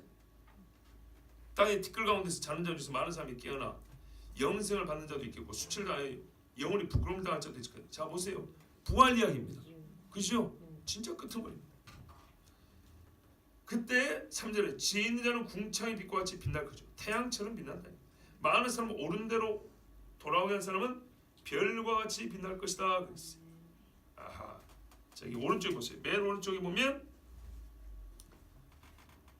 빨리 가시죠. 예레미야 30장 7절. 슬프다 그날이여, 그와 같이 엄청난 날이 없으리라. 그날은 야곱의 환란의 때가 되미로다. 그러나 그가 환란에서 구하여 냄을 얻으리로다. 그죠? 1절에 말해요. 네 결에 이스라엘 사람 중에 책에 기록된 사람은 구원받는, 이렇게 돼 있죠. 말씀 그대로. 자, 다니엘아, 여기까지 다 해석을 해줬어요. 마지막 때까지 이 말을 간수하고 이 글을 봉함하라. 무슨 말이에요? 그때까지 풀고자 해도 못 푼다. 하나님이 닫아놨다는 얘기예요. 많은 사람이 빨리 왕래함의 지식이 되리라. 이거를 상당히 이 시대에 이 속도 빠른 발전을 묘사하는 말로 생각하는데, 사회 변화 속도를 말하는 뭐 그렇지 않고요.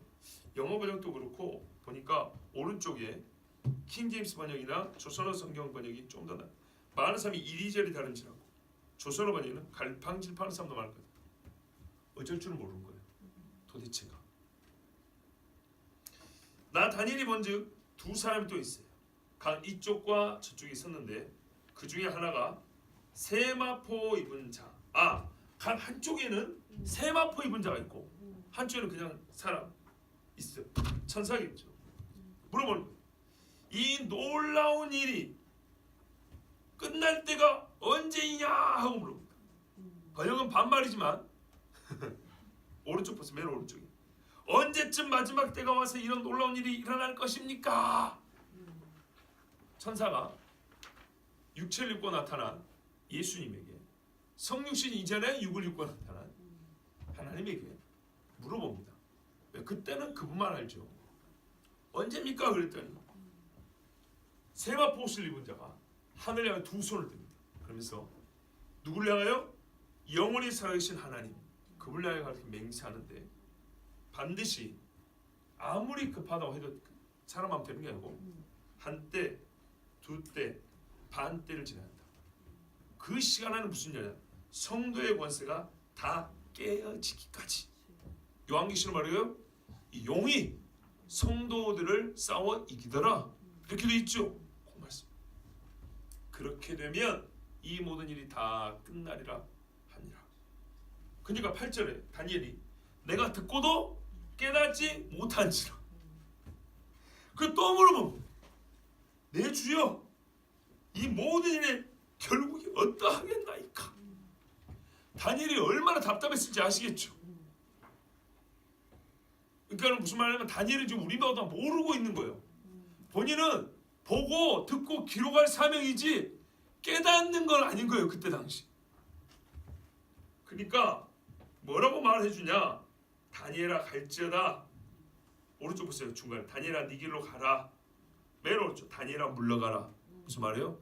더 이상 묻지 마라. 그 말. 지금까지 내가 가르치는 거 족하고 그래도 네가 이거를 다 완전하게 이해하지 못하는 것은 그건 하나님의 뜻이다. 몇 번 얘기했냐? 봉함하라, 간직하라. 이렇게 몇 번 얘기하느냐? 이거는 너한테 다 풀어서 이해시켜주는 말씀 아니다. 네가 지금 기록하고 전해줄 정도로는 내가 이걸 설명해 주지만 네 속 안에서 이게 모든 게 명확하게 풀어 이해되지는 않는다. 그것을 네가 받아들여야 한다는 얘기입니다. 이 말은 마지막 때까지 간수하고 봉함할 것입니다. 그때가 되면 펼쳐지기로 하고 주님이 주신 말씀이니 네가 그걸 지금 억지로 열려고 하지 마라. 그 말씀입니다. 많은 사람이 연단을 받아 스스로 정결하게 하며 희게 할 것이나 악한 사람은 악을 행하리니 악한 자는 아무것도 깨닫지 못하되 오직 지혜 있는 자는 깨달으리라. 그러면 여기서 이제 우리가 이 말씀입니다. 와, 우리는 지혜로운 자인가? 나는요 감히 그럴 수 있다고 봅니다. 저는 여러분이 이런 말씀 들었던 적 있어요. 성경에서 교만하지 말라는데 어떤 것은 분명히 안다고 말하라. 이건 알아야 한다. 신자가 이것이 아는 것이 특권이다. 하나님이 선물한 이런 부분도 있어요. 이런 것까지 겸손하지. 나는 모르는데요. 그럼 지옥 가셔야지. 예수님에 대한 지식이 있어야 천국 가는 거예요. 주님이 무슨 일을 하는지 알아야 천국 가는 거고, 성경 보면 네가 구원받은 증표까지 준다 그랬어요. 성경이 확신을 준다 그랬어요. 그런데 겸손한 차로 당신 구원받았습니까? 아이 제가 어찌 감히 하나님도 아닌데 제가 구원받았다 말할 수 있겠어요? 그러세요? 그러면 지옥으로 가세요. 그런 거예요. 이런 확실하게 말할 수 있어야 돼요. 예? 나는 구원받았습니다. 어떻게 합니까? 하나님께 확실했습니다. 성경 보면 이러해서 구원받는데 나는 이 말씀 믿습니다. 하나님께서 이런 증표를 줬습니다. 이렇게 말할 수 있어야지요. 자, 지혜 있는 자는 분명히 깨달으리라 그랬어요. 그럼 무슨 말인가요? 때가 되면 분명히 누군가는 깨닫는다는 얘기입니다. 그런데 보십시오. 다니엘이 천사의 말을 듣고도 그때 당시에 못 깨달았어요. 그럼 어떻게 깨달을 수 있을까요? 이게 실제로 역사 속에 하나하나 성취가 되어가면서 깨닫게 되는 겁니다. 아시겠죠? 앞에 게 성취가 돼야 뒤에 게 보이는 거고요. 중간 게 성취가 되면서 이해가 돼야 그 다음 것이 예상이 되는 겁니다. 매일 드리는 제사를 폐하며 멸망해야 할 가정을 세울 때부터 1290일을 지낼 것이요. 보세요. 이 날을 직접 사는 사람이 있을 거 아닙니까? 그 사람은 바보 안생이가 깨달아야 되는 거예요. 그리고 그 깨달으면 지혜롭다고 말해요. 생각해보세요. 1290이라고 그래서 성경 해석하는 방법을 가르쳐드린 거예요. 70년이 지나면 되리라 그랬잖아요. 실제로 말입니다. 포로로 끌려와서 67, 8년 만에 예루살렘 주민은 돌아왔고 성전은 586년쯤에 부셔집니다. 515년 다리오 제6년에 완공이 됩니다. 거의 71년에 완공이 됩니다. 포로도 70년이고 성전도 70년입니다. 문자 그대로입니다. 그리고 당대를 살아가는 사람이 여러분 생각해보세요. 내가 느헤미라고 생각했어요. 내가 느헤미라고. 내가 에스라, 내가 스룹바벨이라고 생각하시라고. 그러면 스룹바벨이 지가 지 손으로 성전을 지으면서 지금이 BC 500년, BC라는 개념이지. 지금이 다리오 왕 몇 년이지 이러면서 성전이 언제 무너졌더라? 그래 70년 전에 예레미야가 예언한 그때 무너졌지. 그러면은 내가 지금 70년 후에 성전 짓고 있으면서 겸손한 체 한다고 나는 성전이 언제 회복될지 몰라요. 그러면서 벽돌 쌌습니까? 적어도 지가 벽돌 쌓으면 이게 뭔지 알고 쌓을 거 아니에요. 제가 쌓는 당대를 사는 사람이라면 하나님의 말씀대로 지금 70년 찾고 우리는 그 언약의 성취기가 바로 그때를 살고 있다고 깨달을 거 아니에요. 그건 무슨 말이냐? 보세요. 제사를 폐한다 하고 중간에 언약을 깨버리고 더러운 것을 성전에 딱 세우면 그때 당대를 사는 유대인이나 예루살렘 유대인이나 그걸 뉴스로 보고 있는 한국 사람이나 그걸 못 깨닫습니까? 그걸 겸손한 체 한다고 내가 어떻게 성경을 깨달을 수 있겠어요? 그건 모르고 죽는 거예요. 뭐 하라고요? 1290일을 지낼 것이요. 당대를 사는 사람은 이걸 이제 카운트하면 아는 겁니다.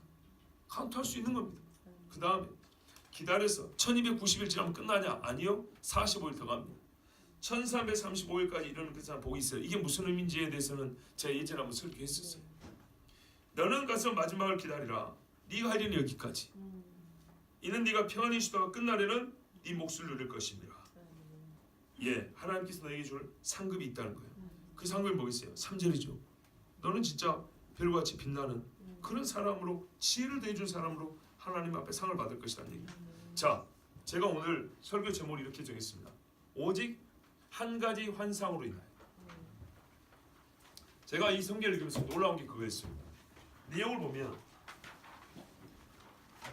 이스라엘의 저를 보세요. 이제 요한계시록도 이스라엘 이야기가 나오긴 하지만 전 세계를 보고 전 세계에 대한 하나님의 심판과 믿는 자의 구원 이야기가 요한계시록에 있다면 다니엘은 세계적인 현상으로 나타날 것이지만 이스라엘에 집중이 되어 있습니다. 그래서 다니엘과 요한계시록 같이 보면 세계적이면서 이스라엘적인 이 마지막 시간에 타임테이블을 읽어낼 수가 있습니다. 근데 더욱 놀라운 건 뭐냐면 이스라엘의 마지막이라는 대주제를 가지고 계시해 주는 그런 말씀인데 이스라엘의 마지막을 알려주는 목적이 분명한데 반복해서 보면 그렇죠. 목적이 분명한데 이 어려운 문제를 다니엘에게 가르쳐주면서 환상을 여러 가지 보여주지 아니하고 이스라엘과 관계된 직접적인 그런 환상 뭐 네타냐후 총리가 나온다든지 뭐 이런 이야기는 없고 딱 한 가지 환상으로 다 설명해 줬다는 겁니다. 딱 한 가지 환상. 그 환상이 뭐냐면 페르시아하고 헬라하고 싸우고 헬라가 페르시아를 이기고 헬라가 쪼개지고 그리고 헬라의 마지막도 아니고 전반기에 어떤 한 왕이 있는데 이 왕이 그 헬라에 보면은 이 왕들의 마지막에 이렇게 돼 있어요. 끝에 하는 왕이 나오는데 그 마지막 왕 때에 이스라엘은 망하고 또 하나님이 구원해 준단 말이죠. 근데 이것을 미리 보여준 게 헬라 왕국의 쪼개진 헬라 왕국의 전반기 살았던 이 셀루쿠스 왕조의 안티오쿠스 에피파네스라는 사람이 보여준 건 여기까지 보여주면서 이스라엘의 마지막을 이걸로 다 설명을 해줘요. 이게 놀라운 겁니다. 그러면 이게 설명이 되려면 어떻게 해야 되죠? 이 헬라 제국 전반기에 쪼개진 나라 중에 안티오쿠스 에피파네스 4세 같은 사람이 훗날에 다시 재생 살아난 헬라 계열의 어떤 나라의 마지막의 왕으로 등극을 하여 그가 꼭 옛적에 이 사람이 역사 중에 이스라엘이 했던 것 같은 똑같은 일을 해야 한다는 겁니다. 전쟁 수행하는 것도 그렇고 이스라엘과 맺은 언약도 그렇고 그가 권모 술수에 능하며 속이며 비천한 중에 시다가여 아주 강대한 사람이 되는 것. 이제 이것을 요한계시하면 거짓 선지자가 도와주고 용이 그 기운을 주고 그래서 강한 신 즉 마귀를 섬기는 거죠. 이렇게 기록되어 있는데 이스라엘 중심으로 해석을 할 때는 요 인물을 오직 마지막 헬라 왕으로 이스라엘의 마지막 운명을 설명해 줬다는 겁니다. 이게 정말 놀라웠습니다. 이게 예언을 보는 우리의 눈을 새롭게 또 하나 해줬습니다. 환상을 한 가지. 페르시아와 헬라의 각축 전쟁, 그리고 헬라 안에서 쪼개진 나라의 패권 전쟁. 그때 한 왕의 이스라엘 향한 어떤 그 잔악무도한 행위, 여기까지만 보여준 것으로 족하고 그것을 계속 다니엘은 뭔가는 정확히 모르겠지만 이게 이스라엘과 상관이 있는 마지막 때에 관한 주의 약속, 그 비밀이 있는 줄 알고 가르쳐 달라고 예레미야서를 더불어 생각하면서 회개하면서 크고 놀라운 일을 내게 이르라는 말씀에 근거하여 기도했더니 주님은 바로 그 환상에서 그 환상, 앞에 본 환상 계속 그렇게 나옵니다. 그 환상을 또 설명해주고 또 설명해주고 또 설명해주는데 그게 놀랍다는 거예요. 어떻게 헬라 이야기가 이스라엘의 마지막을 설명할 수 있을까? 이걸 우리가 읽어낼 수 있어야 되고 이것을 어떤 면에서는 충분히 읽어낼 수 있다는 얘기고 우리에게 주신 환상에 대한 계시로 충분하다는 뜻입니다. 그 풀이로 충분하다는 것입니다. 다만 다니엘 당시에는 이거를 하나님께서 완전하게 다니엘이 이해하지 못하게 잠시 닫아두셨다 했습니다. 왜냐? 마지막 때에 그때 사람들에게 알려줄 그때 사람들이 이것을 깨닫고 실제 말하면 그들에게 실익이 있는 예언으로 주신 것이므로 너는 이 정도로만 이해하고 기록해 두고 간직하라 그랬습니다.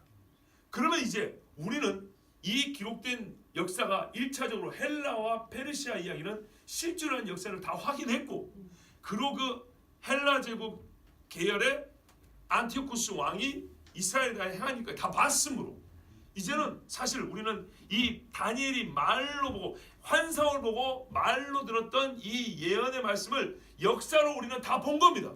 다니엘보다 더 많이 본 겁니다. 이해되십니까? 예, 다니엘과 환상 하나 보고 지금 얘기 더 많이 본 겁니다. 그리고 그 끄트머리의 일이 기다려지는 69일회가 지나고 마지막 한 일에는 주간 인터벌이 있어요. 마지막 한 일회가 시작되기 그 지점 어딘가 있는데 거의 그때가 다 왔다고 보고 있죠. 그 지점이 왔기 때문에 우리는 이 전에 일어난 모든 일을 봤으므로 다니엘보다 훨씬 더 이 말씀 그리고 다른 성경도 신약이 기록이 되어 있기 때문에 훨씬 더 많은 것을 말씀만 따라 이 마지막 때에 이 말씀을 깨닫게 된 것입니다. 얼마나 감사합니까? 그러나 아직 남은 일들은 바로 그가 와서 행할 일들입니다. 그런데 우리는 이미 말씀을 알 텐데 그가 와서 어떤 일을 행하는 단초만 시작을 해도 그구나 바로 그 사람이구나. 왜 신약에도 이제 기록이 되어 있으니까 바로 알 수가 있고 특별히 그러면 그 고난을 이겨내야 되겠죠.